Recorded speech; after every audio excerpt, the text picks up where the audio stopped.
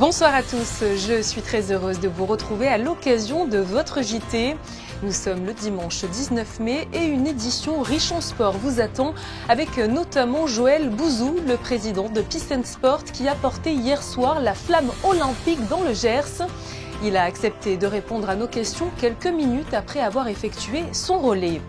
En sport toujours, nous vous parlerons de volley féminin, de water-polo masculin, mais aussi de rugby à 7 avec la victoire de Monaco dans le tournoi du Egg Chaser Sevens. Nicolas Bonnet, le directeur technique national de la Fédération monégasque de rugby, reviendra sur les ingrédients de ce succès.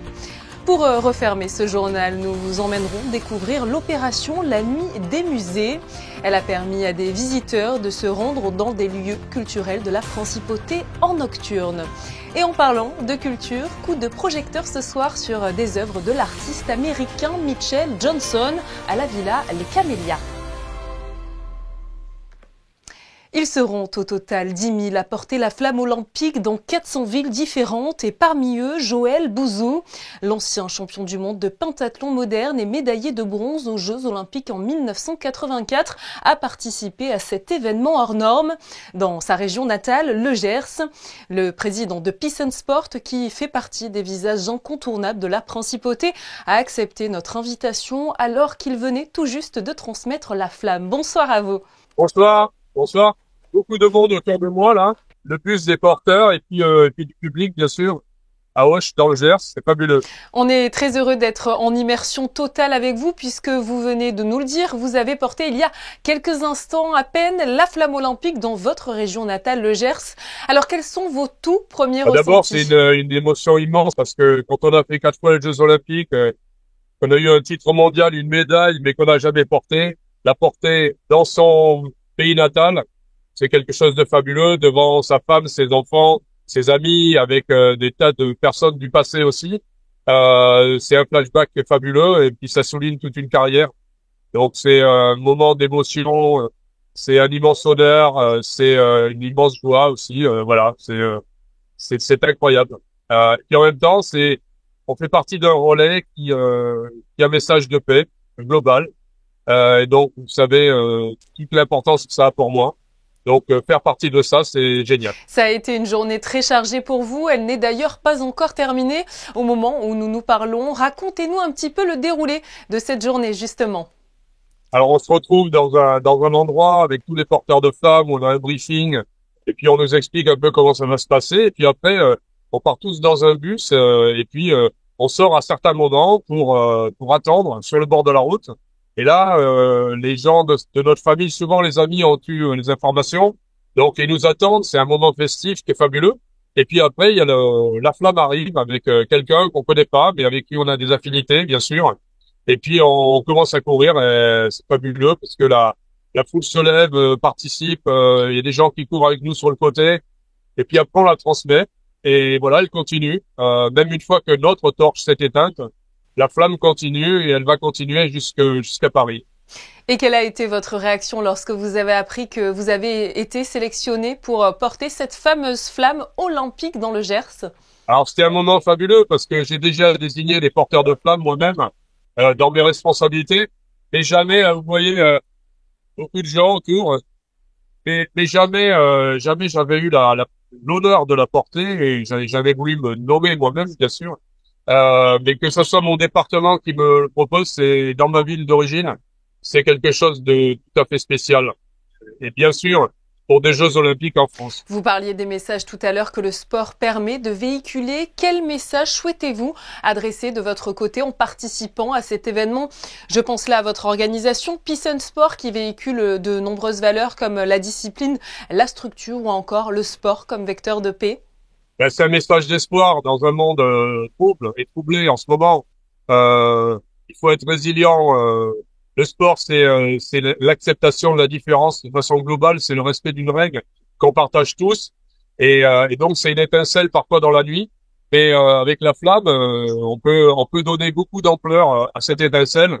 Et on peut faire durer ce message de paix, d'optimisme. d'un monde meilleur qui, j'en ai aucun doute, peut venir.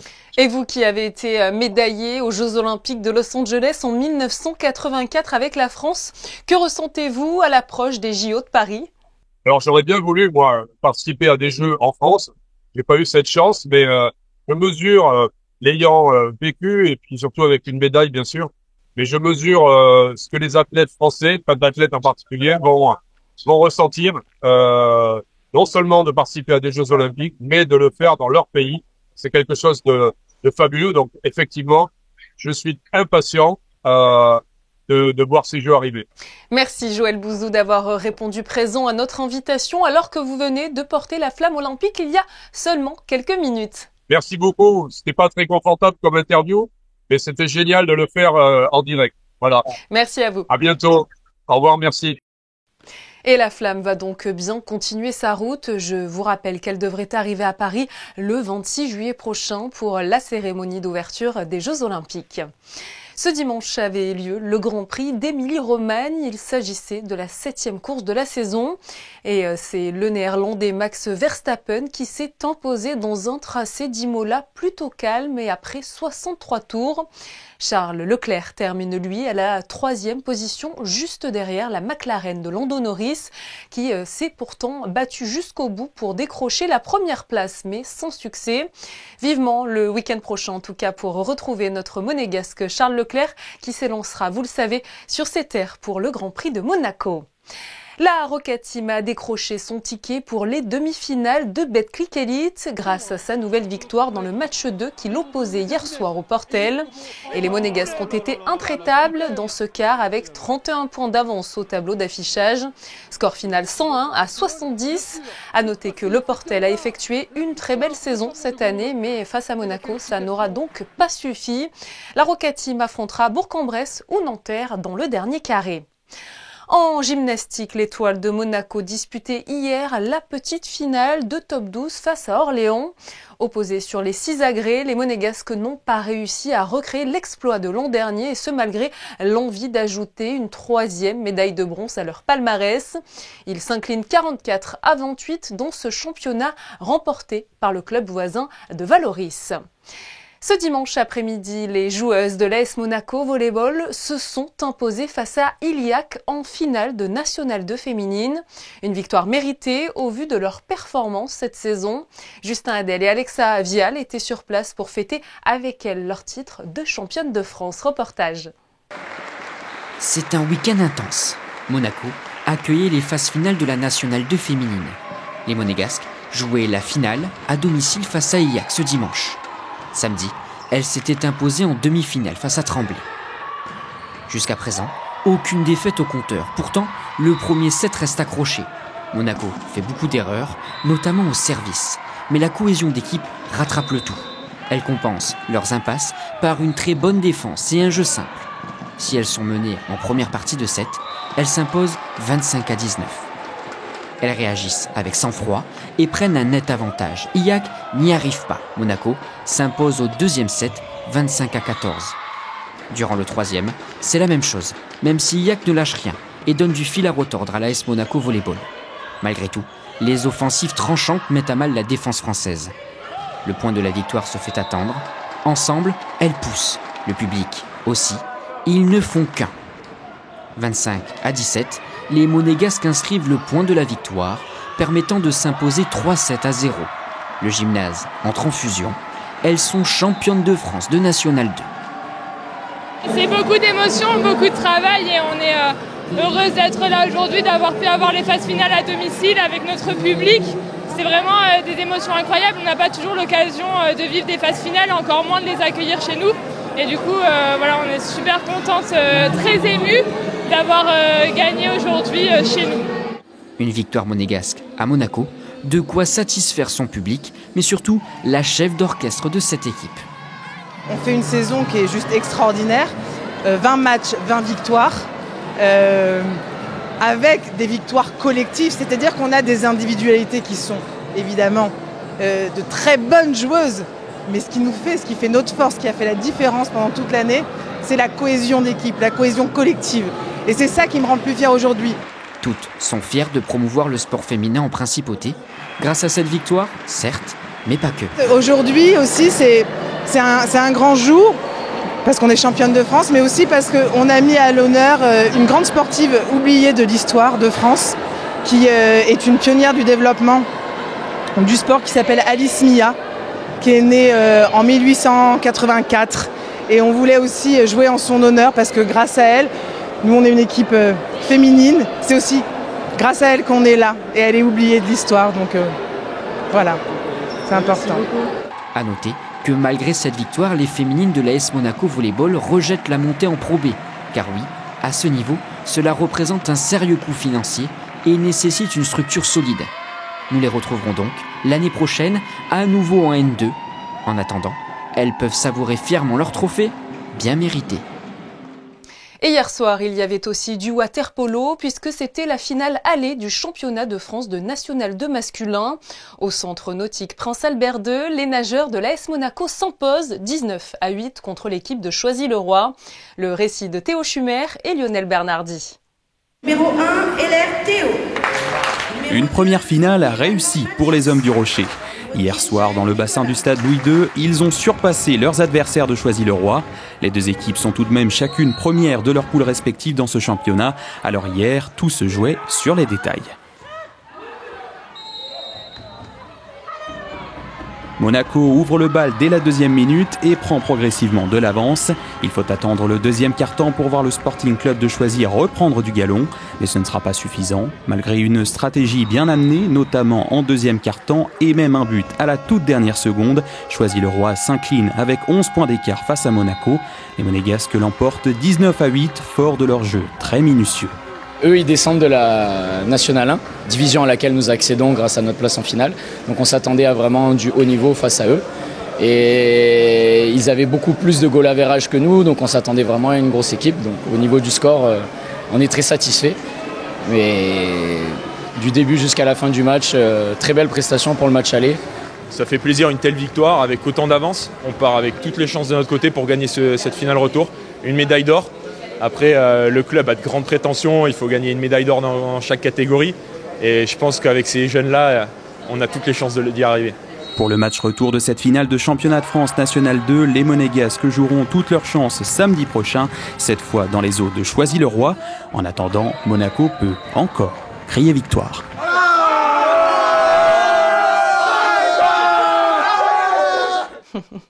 Bravo à eux en tout cas, encore une fois. Et ce week-end fut décidément en faveur des équipes monégasques. En rugby à 7, les Monaco Impies ont remporté ce week-end le tournoi du Eggshazer Sevens dans le sud de Londres. Cette équipe de la Fédération monégasque de rugby, créée sous l'impulsion de la princesse Charlène avec le soutien de sa fondation, a fait sensation en s'emparant du trophée pour sa toute première participation dans cette compétition. Pour en parler, nous sommes en duplex avec Nicolas Bonnet, directeur technique national de la Fédération monégasque de rugby. Bonsoir. Bonsoir Julia. Après Melrose et Dubaï en 2023, les Monaco Impies ajoutent un nouveau titre à leur palmarès. Le parcours dans ce tournoi n'a pas été si simple que cela avec des prolongations au Golden Try. Racontez-nous un petit peu comment ça s'est passé. Oui, on avait coché ce tournoi pour avoir un peu de temps de jeu pour nos petits monégasques. Dans un mois, ils font les championnats d'Europe. Et puis on s'est rendu compte en début de semaine lors du tirage au sort que ça allait être très relevé, mais on y est allé quand même avec pas d'ambition de gagner, mais au moins de se confronter aux meilleures équipes britanniques. Et puis finalement, on s'est prêté au jeu. Les gamins ont eu un comportement irréprochable, notamment en défense. Et finalement, on ramène le trophée à Monaco. On l'a compris, dans cette compétition, le niveau était très élevé. Qu'est-ce qu'elle représente finalement pour vous, cette victoire ? En fait, c'est un beau symbole. On se dit qu'on peut gagner des tournois relevés avec une majorité de joueurs de Monaco, tout simplement. Notamment en phase de poule, on a joué les Samouraïs, 4 joueurs internationaux sud-africains, 3 britanniques. Alors individuellement, si on fait le bilan, ils sont meilleurs que nous, mais on a su jouer en équipe et déjouer les pronostics. On l'a entendu, c'est vrai, c'est une vraie satisfaction d'avoir pu donner du temps de jeu aux joueurs issus de la Principauté parce qu'on le rappelle, la particularité de cette équipe des Impies, Nicolas, elle est formée de joueurs de la Fédération et de joueurs internationaux, c'est bien ça ? Exactement, et maintenant On joue pratiquement toujours avec les mêmes, donc ils ont l'habitude, ils veulent représenter la fondation, la fédération, sous la houlette de Gareth qui a organisé tout ça. Voilà, ça devient une vraie famille et ça donne du sens à ces matchs, à ces tournois. L'objectif, vous l'avez aussi abordé, était de leur donner du temps de jeu à quelques semaines des championnats d'Europe. Finalement, c'est la victoire tout au bout. C'est vrai que les entraînements des Monégasques ont été un petit peu adaptés en ce sens depuis quelques mois pour aborder cette échéance qui, je le rappelle, est très importante pour vous. Oui, exactement. On se retrouve en 2e division européenne. Ça va être très, très difficile, mais au moins, on aura mis les joueurs dans les meilleures conditions pour essayer de se maintenir à ce niveau-là. Alors, pour situer un petit peu la division Trophy, c'est quel niveau à peu près? En fait, il y a le Championship, c'est le Grand Prix Series, c'est où il y a la France, les grandes nations, l'Angleterre, et nous, on est juste au-dessous, avec des équipes comme la Roumanie, qui est quand même un grand pays de rugbystique, comparé à Monaco et nos quelques joueurs.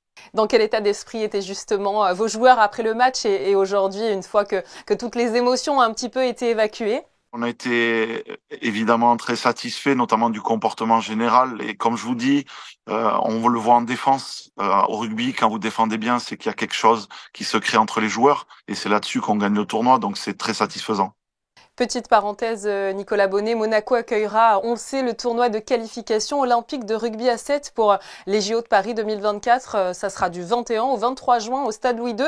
C'est la 3e fois que la Principauté va recevoir un tel événement. Qu'est-ce que vous en pensez? Toute la fédération est à pied d'œuvre pour organiser cela. C'est un gros chantier. Notamment le plateau des hommes est très relevé avec la Grande-Bretagne, l'Afrique du Sud. Je pense qu'on n'a jamais eu des équipes de ce niveau-là à Monaco, donc ça va être une belle fête. Il va y avoir de belles confrontations, on a hâte en tout cas. Merci beaucoup Nicolas Bonnet d'avoir été avec nous depuis Londres et félicitations à vous pour ce nouveau titre. Merci Julia. Et merci à Émilie Rousseau pour son aide à la préparation de cet entretien. Samedi soir, la Nuit européenne des musées fêtait ses 20 ans. À cette occasion, 2 lieux ont ouvert de nuit à Monaco. D'un côté, le musée d'anthropologie préhistorique et de l'autre, le centre botanique du jardin exotique. L'opportunité pour les visiteurs de redécouvrir d'une toute autre manière et de façon insolite une partie du patrimoine monégasque. Justin Adel et Camille Caloni se sont rendus sur place pour vivre cette soirée reportage. Il n'y a pas de tablette d'Akmenra ou de Ben Stiller dans les parages. Et pourtant, il semble bien que le musée d'anthropologie préhistorique de Monaco ait soudainement pris vie samedi soir. De 21h à 23h, le public pouvait gratuitement prendre part à des visites guidées, à une activité en réalité virtuelle, ou encore même faire du feu sur la terrasse en pleine nuit.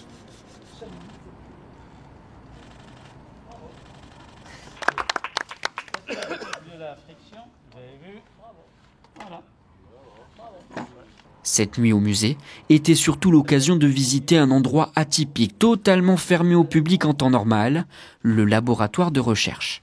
Malheureusement, dans la journée dans les jours habituels, on ne peut pas l'ouvrir au grand public. Parce qu'on a des chercheurs, on a des pièces fragiles, donc on ne peut pas déranger les chercheurs en train de travailler sur ces différentes pièces collections. C'est très important de montrer, de valoriser ces collections. Donc c'est sûr que c'est des pièces qui sont dans le musée depuis des centaines d'années. Et nous, le but ici, de vraiment les faire sortir et surtout montrer au grand public notre patrimoine, en tout cas, et notre richesse au niveau archéologique. Pour les visiteurs, l'émerveillement est au rendez-vous. C'est quelque chose de très intéressant et inédit. Et puis comme mon fils est passionné par tout ce qui est recherche, dinosaures, paléontologie depuis l'âge de 3 ans, c'est une occasion. C'est magnifique, merveilleux.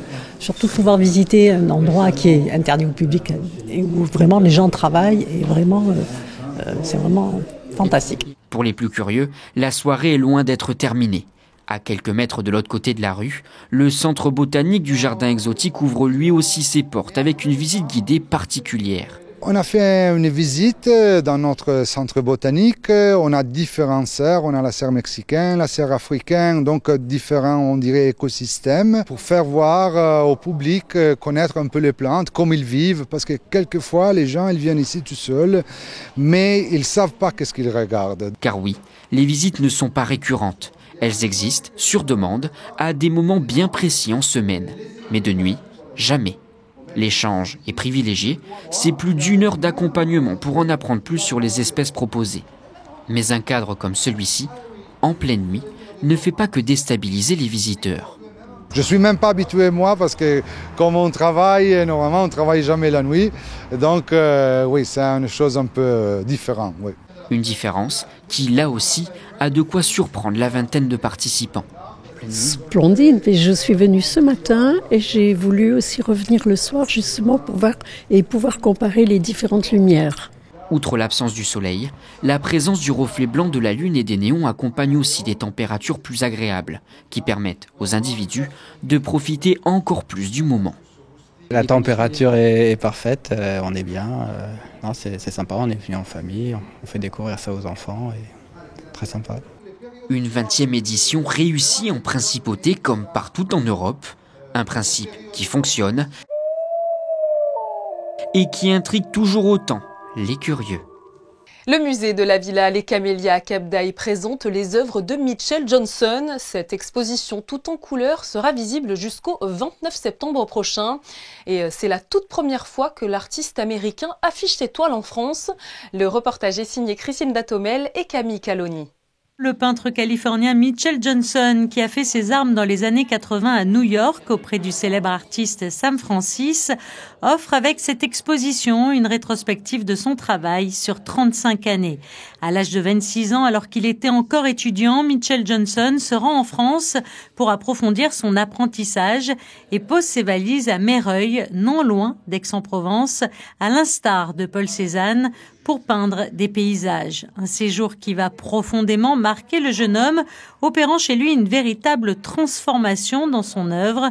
L'exposition La Révélation de Meyreuil permet ainsi de dévoiler l'avant-après 1989. Vraiment, il y a le soleil très très fort en Provence, ici à Côte d'Azur. Et par exemple, la première fois que j'étais ici, j'étais à Meyreuil, près d'Aix, avec les vignes et les couleurs de feuilles. C'était très difficile parce que normalement, je n'utilise pas dans ce moment les verts suffisamment saturés. Et c'était un peu de... J'ai grandi, on peut dire ça. J'ai grandi beaucoup avec les couleurs de Provence. Je cherche les choses nouvelles et en même temps les choses que peut-être j'ai déjà vues. Et finalement, je suis prête d'essayer de peindre. Je pense beaucoup qu'est-ce que c'est la différence entre New York, Italie, Californie, France? Est-ce que c'est la lumière ou c'est les choses que la lumière touche? La Riviera française est donc une véritable source d'inspiration pour Mitchell Johnson. La lumière et les couleurs qu'elle génère, ces paysages riches et variés, animent l'artiste qui, au travers de sa peinture, nous invite à nous questionner sur le mystère de l'apparence et sur le rapport à l'abstraction. L'addition de motifs géométriques et de teintes choisies devient ainsi une forme reconnaissable et la construction abstraite devient figurative. De cet univers circonscrit, aux formes minutieusement et infiniment déclinées, jaillit alors une atmosphère singulière où vibre en permanence la lumière. À présent, nous vous emmenons à un atelier graffiti. Il a été organisé hier à l'occasion de la Fête des Mères. Elle aura lieu, je vous le rappelle, dimanche prochain, le 26 mai. Des enfants résidents ou scolarisés de la Principauté de 7 à 15 ans ont ainsi pu laisser libre cours à leur imagination dans la salle à Fabrica.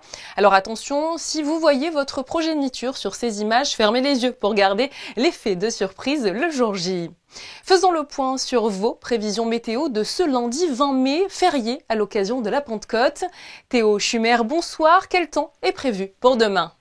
Bonsoir Julia, bonsoir à tous. Ce lundi de Pentecôte sera nuageux et un peu pluvieux. Le matin, vous commencerez la journée avec un ciel voilé et qui se couvrira progressivement au fil de la journée. En fin d'après-midi et en soirée, prévoyez quelques averses et un peu de vent. C'est un temps qui pourrait probablement tourner à l'orage. Pour ce qui est des températures, vous aurez 16 degrés en matinée et jusqu'à 20 degrés l'après-midi. 20 degrés, ce sera aussi la température de la Méditerranée. Demain, vous penserez à souhaiter une bonne fête au Lydie. Ce journal touche à sa fin et nous le refermons avec le flashback de la semaine. Demain, vous pourrez retrouver Émilie Rousseau à la présentation de ce journal. Merci encore de nous être fidèles sur Monaco Info, y compris le dimanche. Pour ma part, je vous dis à très bientôt sur notre antenne, évidemment.